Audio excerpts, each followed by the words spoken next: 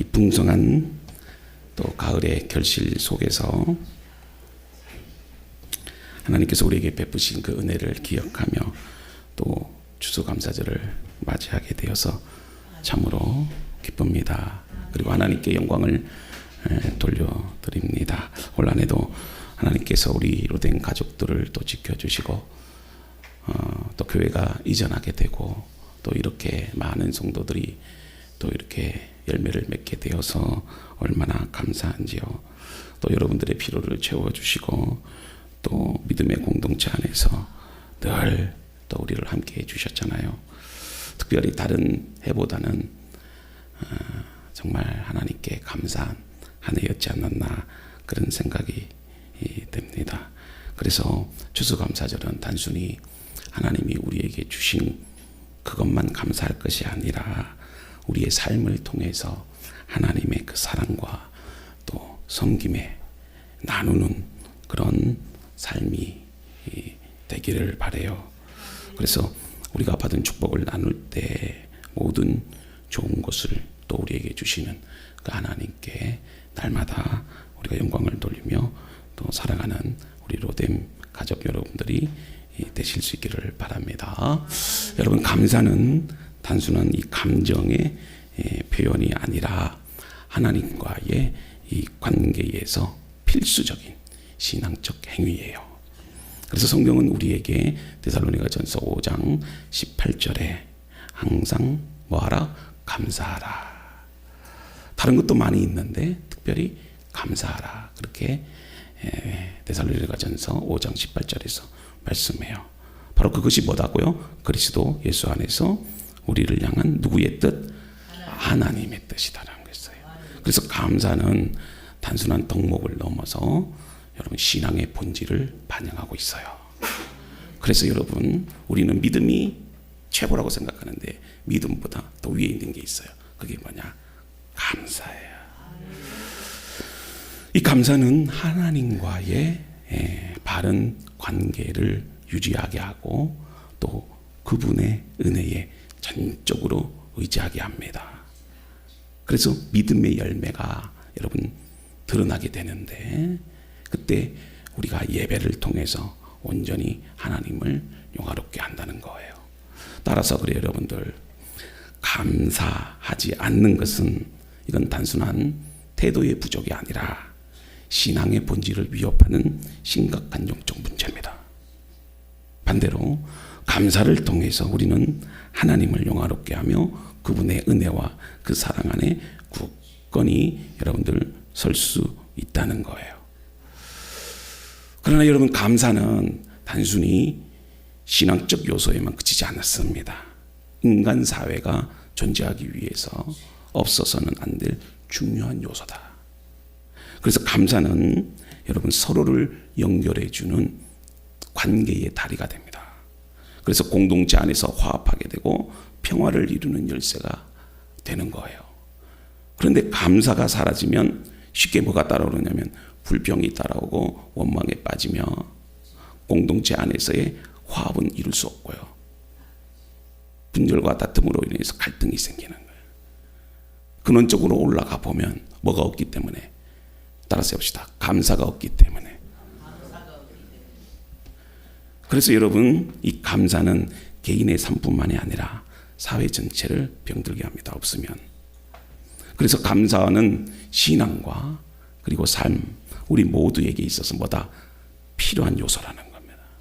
그래서 오늘 이 본문 말씀 로마서 1장 21절은 감사가 사라질 때 우리 마음과 삶이 어떻게 영적, 도덕적 파괴로 이어지는지를 분명하게 보여줍니다. 그래서 바울은 이 말씀을 통해 감사하지 않는 마음은 단순히 태도의 문제가 아니라 우리의 신앙과 영혼을 병들게 하는 근원적인 문제라고 그렇게 밝히고 있어요.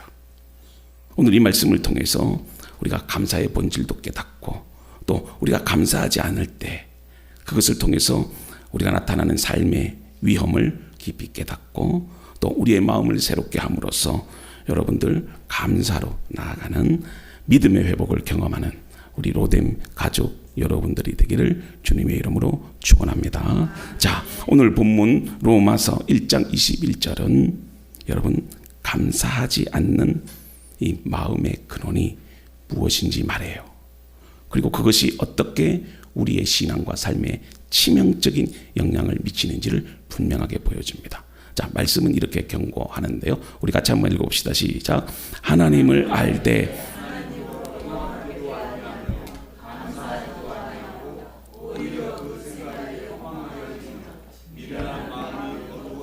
네, 아멘. 자, 이 구절에서 먼저 바울이 말하는 하나님을 알지만 감사하지 않는다.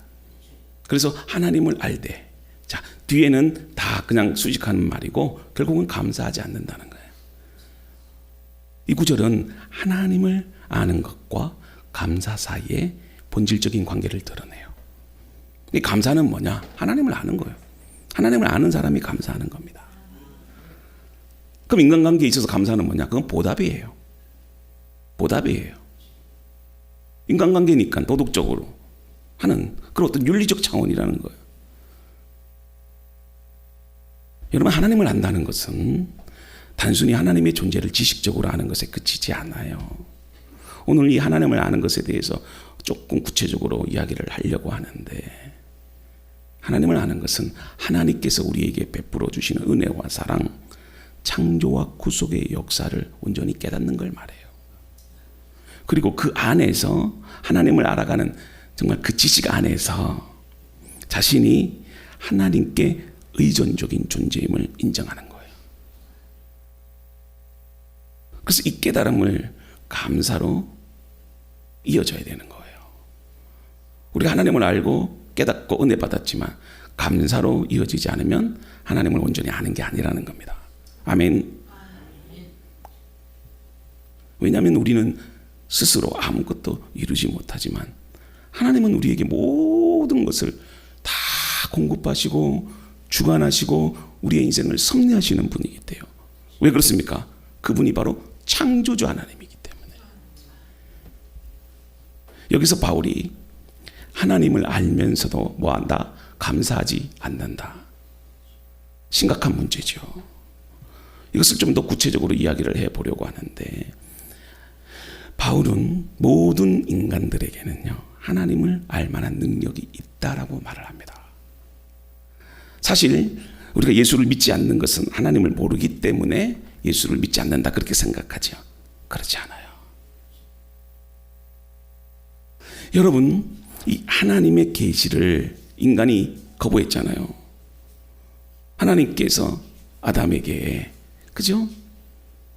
이 동산에 있는 모든 나무의 열매는 먹을 수 있지만 선악을 알게 하는 나무의 열매만큼은 먹지 마라.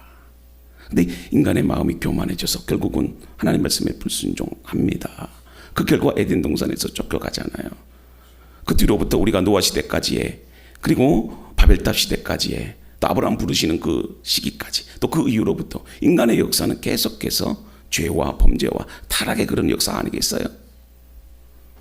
결국 인간의 죄 때문에 우리가 하나님을 알지 못하는 거예요. 그래서 지금 바울은 이 인간의 본질적인 그런 죄의 태도를 지적하는 거예요. 바울은 모든 인간은 다 하나님을 알 수 있는 계시를 받았음에도 불구하고 어떻게 했다? 하나님께 영광도 돌리지 않고 스스로를 높이는 교만에 빠져버렸다는 겁니다. 여기서 모든 인간은 다 하나님을 알 수 있는 계시를 받았다는 겁니다. 그러면 어떤 방식으로 우리가 하나님을 알 수 있는가? 사도 바울은 두 가지를 말해요. 첫째, 자연과 둘째, 양심이라는 겁니다.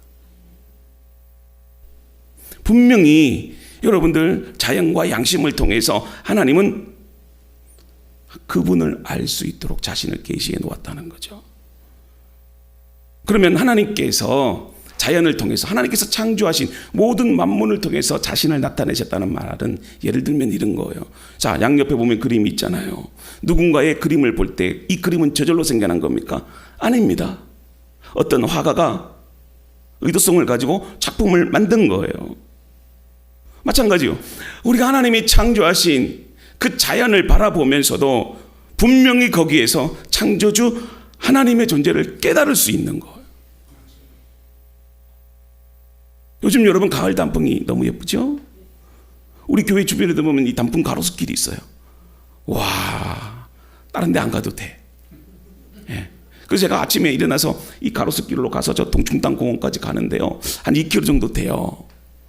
너무너무 아름다워. 우리는 이 자연의 놀라운 색감과 조화를요, 그림을 그려보세요. 그림을 그릴 수 있겠는가? 하나님이 그렇게 그린 거예요. 붉게 물든 나뭇잎, 그리고 떨어지는 그 낙엽을 모아서 책갈피로 만들고, 그 노랗게 빛나는 그 은행잎의 숲길을 보면서 여러분들 뭘 느껴요? 단풍의 색깔과 변화는 단순한 자연의 현상이 아닙니다. 하나님께서 세상을 창조하시고 계절의 변화를 주관하시는 하나님의 솜씨를 보여주는 거 아니에요? 여러분, 인간이 그렇게 만들 수 있습니까? 여러분, 나뭇잎 하나하나에다가도 하나님은 섬세한 아름다움을 다 담아낸 거예요. 어떤 것은 빨갛게, 어떤 것은 조금 분홍색, 어떤 것은 조금 더 연노랗게. 그 색감도 인간은 못 낼 거예요. 근데 그것도 계절마다 탁 그렇게 하나님이 하시는 걸 보면은요, 그 자연을 보면서 뭘 느껴요? 그 하나님의 살아계심을 느끼지 않으세요? 그 여러분들이 단풍 구경 가면서 아 좋다 하면서 뭘 느끼는 거예요? 하나님을 느끼잖아요. 마치 여러분들 아름다운 그림을 보면서 이 화가의 재능을 느끼듯이 단풍의 색과 그 변화 속에서 우리는 하나님의 존재와 그분의 놀라우신 능력을 알게 되는 거예요. 자, 그리고 둘째는 인간의 양심을 통해서도 하나님을 알 수 있어요. 모든 인간은 마음속에 하나님이 심어주신 이 도덕적 기준과 옳고 그름을 분별하는 능력이 있어요. 쉽게 말해서 우리는 태어나면서부터 이건 옳다, 이건 잘못됐다 느낄 수 있어요. 그래서 깐난쟁이 아이도요, 싫으면 울고 웃으면 빵긋하는 거예요. 이게 뭐냐면 좋다, 나쁘다, 이건 옳다, 잘못됐다 그렇게 하는 거예요. 밥때가 됐는데 엄마가 밥을 안 준다는 거예요. 그럼 어떻게 하는 거예요? 울음소리를 통해서 엄마, 나에게 밥 줘. 엄마가 밥 안 주는 게 잘못됐어. 그걸 얘기하는 거예요. 내면의 소리가 있다는 겁니다. 예를 들어서 거짓말을 하면 아무리 화인 맞은 양심이라도 마음이 찔리잖아. 그건 어디서부터 오는 거예요? 하나님이 주신 양심의 마음이에요.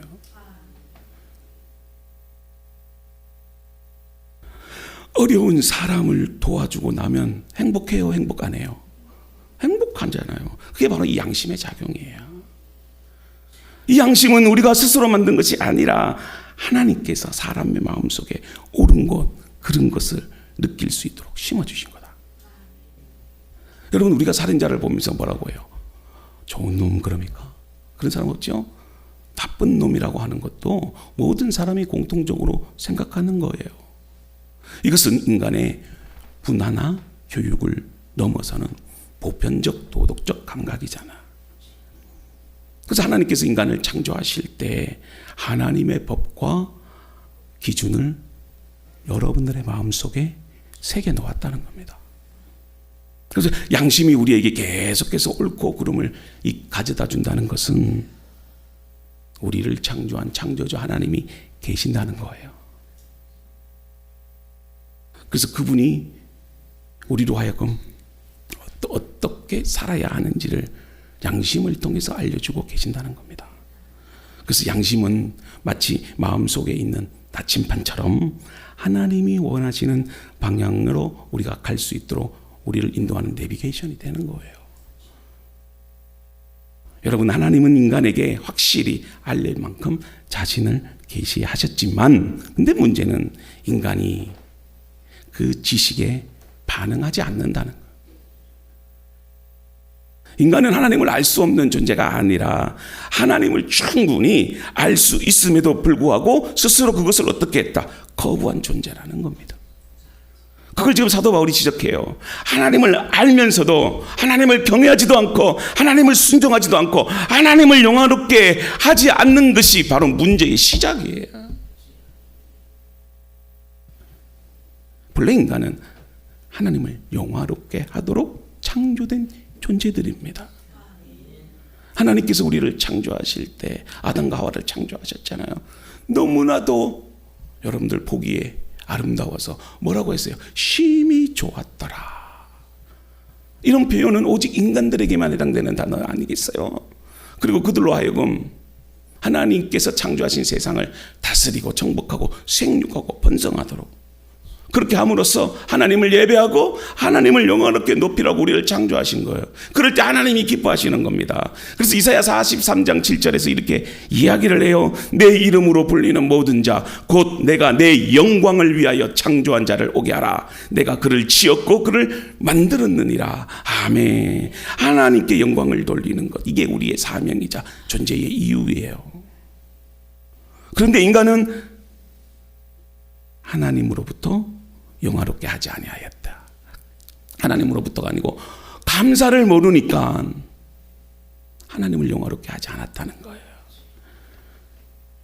오히려 하나님께 영광을 돌리기보다는 자기 자신을 높였습니다. 그리고 세상의 다른 것들을 더 중요히 여기며 살았다는 거예요. 바로 하나님을 영화롭게 높여야 할 그 자리에 물질이 자로잡았고 명예가 자로잡았고 쾌락 같은 것이 대신 들어가 있다는 겁니다. 회사에서 중요한 일을 맡겼잖아요.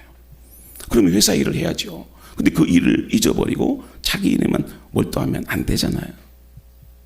하나님의 영광을 위해서 존재받은 우리가 그분을 영화롭게 하지 않을 때 우리의 삶은 본래 목적을 잃어버리고, 여러분, 그 다음에 오는 게 뭐냐? 공허함이 와요. 성경에 보면 이스라엘 역사가 나오잖아요. 구약은 이스라엘의 역사예요. 근데 이스라엘의 역사 가운데 하나님께 영광을 돌리지 않아요. 그러면 이스라엘 백성들이 어때요? 목적을 잃어버렸기에 공허해지는 거예요. 그래서 그 공허함을 뭔가 채우려고 하는데 인간의 마음은요, 항상 비어 있을 수 없어요. 하나님은 항상 비어 있도록 창조하지 않았어요. 하나님의 영이 함께하든 하나님의 영이 하지 않으면 마귀의 영이 우리 안에 함께하는 거예요.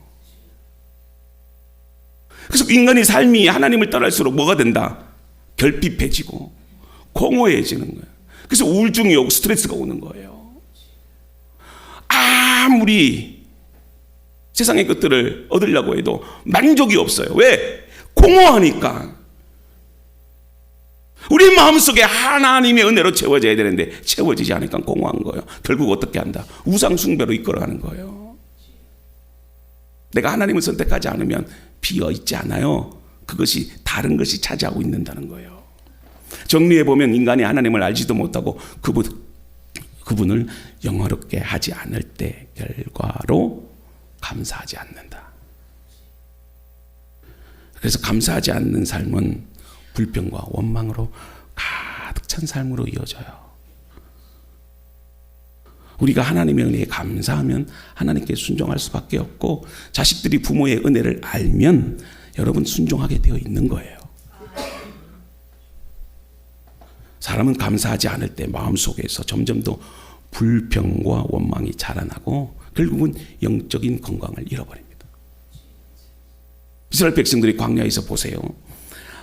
하나님께서 이 광야, 아무것도 먹을 것이 없는 그 사막 같은 환경에서도 만나와 메추라기로 먹이시잖아요. 또 사막은요, 낮에는 더워요, 밤에는 추워요. 그래서 낮에는 구름 기둥으로, 밤에는 불 기둥으로. 얼마나 큰 은혜입니까? 여러분, 광야에서 무슨 호텔 7성급에서 지내기를 바라셨어요? 아니잖아요. 뭐 거기서 여러분들이 맛있는 스테이크 이렇게 뭐 잘라서 먹을 것 같아요? 아니에요. 그럼에도 불구하고 하나님은 이스라엘 백성들을 먹이고 입히시고, 심지어는 신명기 8장에 보면 3절에 보면은요, 이스라엘 백성들이 도저히 못 걷겠다고 주저앉아요. 하나님, 나 이거 안 갈래요. 다시 애굽으로 갈래요. 그럴 때 하나님께서 이스라엘 백성들을 업고 광야의 길을 가셨다 그래요. 근데 이스라엘 백성들은 끊임없이 뭐 했다? 불평하고 원망했다. 카데스 바니아에서도 여러분들 정탐꾼들을 보냈을 때에 믿음의 선택을 하지 않고 불순종을 선택하잖아. 결국 40년 동안 방황하게 되는 거예요. 그래서 하나님이 40년 동안 광야로 다시 보내십니다. 무슨 훈련을 시키려고? 따라서 해봅시다. 감사의 훈련. 여러분, 감사가 어느 정도 수준이 도달했을 때 가나안 땅에 들어가는 거예요.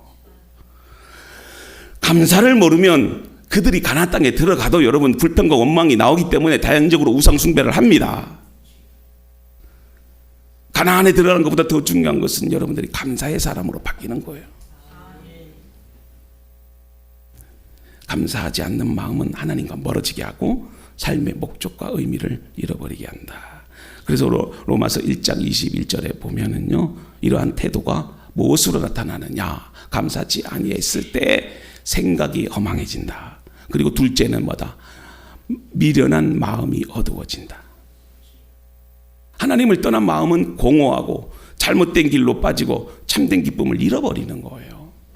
결국 감사하지 않는 것은 하나님과의 관계를 유지하는 그 열쇠를 놓쳐버리는 것과 같다.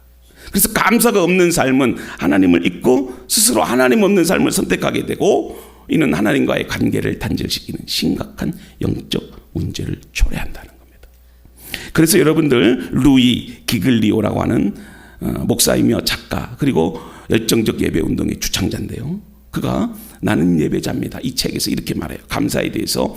감사는 우리를 결핍과 부족에서 벗어나게 하고 하나님의 풍성한 은혜를 깨닫게 하는 힘이 있다. 감사하는 사람은 자신이 가진 것으로 만족할 뿐 아니라 하나님께서 여전히 일하고 계심을 믿게 된다.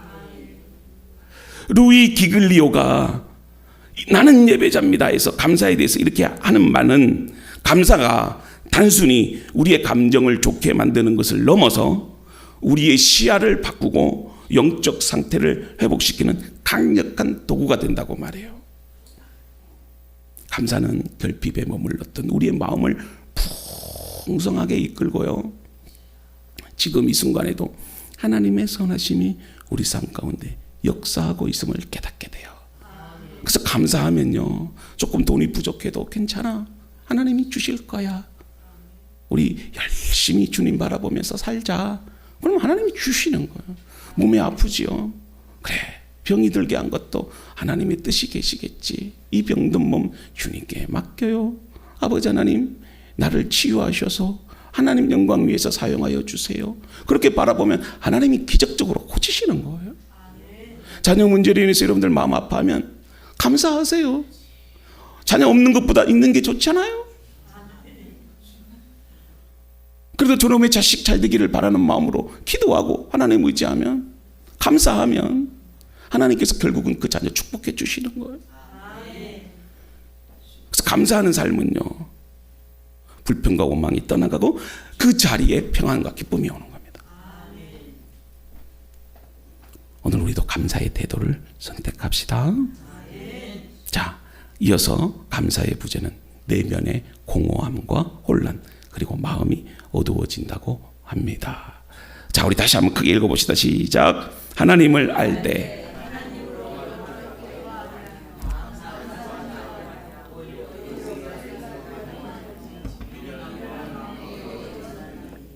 감사의 부재는 여러분, 첫째, 허망해진다는 거예요. 허망. 자, 허망은 하나님을 떠난 인간의 사고가 가치와 목적을 잃고 잘못된 방향으로 흘러가는 걸 허망이라고 해요. 내가 볼 때는 목적지로 가는 것처럼 보여요. 근데 목적지는 이쪽인데 우리는 우리의 생각과 가치가, 목적이 반대 방향으로 가는 거예요. 이거를 뭐라고 한다? 허망하다. 허망하죠? 하나님 없이 스스로 잘 살아보려고 하지만 결국 잘못된 길로 가게 되는 그 상태. 그래서 하나님께 감사하지 않을 때 우리는 모든 것을 당연히 여기거나 스스로 잘해서 얻은 것이라고 착각해요. 근데 그 결과 마음은 뭘로 가득 찬다? 욕심과 불만으로 가득 찬다. 하나님을 떠난 생각은 진리와 빛을 잃고 공허함과 허무하게 빠지게 돼요. 그래서 여러분, 감사는 우리의 이 생각을 바르게 세우는 열쇠예요. 감사는 생각의 변화로부터 나옵니다. 환경의 변화로 감사가 나오는 게 아니에요. 뭐 여러분들 돈이 한 100억 있다, 뭐 내가 세상에서 어느 정도 높은 사회적 위치를 가지고 있다, 그럼 감사할 것 같죠? 그렇지 않아요. 감사는 환경이 아니라 생각을 바르게 세우는 거예요. 그래서 우리가 감사할 때 없어도 감사하고, 병들어도 감사하고, 힘들어도 감사할 때 여러분들의 삶과 목적과 방향이 분명해져요. 그래서 하나님의 은혜를 깨달으면 여러분, 없어도 기뻐할 수 있고, 부족해도 약하지 않고, 병들어도 소망을 갖고 사는 거예요. 그래서 감사하지 않는 이 마음이 허망한 생각으로, 여러분, 감사하지 않을 때 허망한 생각으로 이어질 때 어떻게 해야 될까요? 우리가 달마다 감사하는 삶을 살아가야 돼요. 둘째는, 감사의 부재는 마음이 어두워지는 겁니다. 사람이 하나님께 감사하지 않으면 자신이 가진 모든 것이 하나님의 은혜에서 왔다는 사실을 잊어버려요. 그 결과 마음은 점점 뭐로 채워진다? 불평과 원망으로 채워진다. 욕심으로 채워진다. 그래서 하나님 대신에 잘못된 것들을 집착하게 돼요. 그래서 이러한 과정이 쌓이면서 인간은 어떻게 된다? 진리를 분별하지 못하고 죄와 어둠 속에 갇히게 돼요. 그래서 감사는 여러분들의 마음을 밝게 만드는 빛과 같은 거예요. 그래서 하나님께 감사드릴 때 우리가 하나님의 주신 은혜를 기억하고 그분의 그 관계 속에서 무엇을 얻는다? 평안과 빛의 삶을 누릴 수 있다. 그러나 감사하지 않을 때 우리의 마음과 생각과 우리의 인생이 점점 하나님과 멀어짐으로써 어둠 속으로 들어가는 거예요. 그래서 감사는 태도가 아니라 마음을 하나님께로 열어 빛과 진리 안에 가는 중요한 열쇠가 된다. 오늘 말씀을 정리해 볼게요. 여러분, 감사하지 않는 마음이 얼마나 큰 위험을 가져오는지 말씀을 통해서 깨닫기를 바라요. 우리가 이제 해야 할 것은 깨달음이 중요한 것이 아니에요. 감사의 삶으로 하나님께 응답하는 결단을 내리는 거예요. 그래서 여러분, 날마다 우리 하나님께 감사하기로 마음으로 다짐합시다. 우리 삶이 이미 하나님의 은혜와 축복을 주신 겁니다. 그래서 작은 것 하나까지도 감사의 제목으로 삼아 하나님께 영광을 돌리는 습관을 가지면 돼요. 또 불평 대신 감사로 채우는 삶을 살기로 우리 결단합시다. 상황이 어렵더라도 하나님께서 여전히 여러분들과 함께 하시고 또 선한 계획을 이루어 가신다는 사실을 우리가 신뢰하며 불평보다는 감사로 응답하는 믿음의 태도를 가집시다. 감사는 말이 아니에요. 뭐 우리가 추수감사절에 뭐 헌금 몇 푼 하는 거 그게 아닙니다. 감사는 우리의 행동으로 나타나는 겁니다. 그럼 어떤 행동? 가족과 이웃 공동체 안에서 사랑과 나눔의 삶으로 감사를 실천합시다. 그리고 감사는 하나님과의 관계를 회복하는 열쇠입니다. 그래서 시편 103편 2절에 보면은요, 시편 103편 2절에 보면, 아닙니다. 없나요? 자, 내 영혼아 여호와를 송축하라. 그의 모든 은택을 잊지 말지어다. 그런 삶을 살아가는 저와 여러분들이 되기를 주님의 이름으로 축복합니다.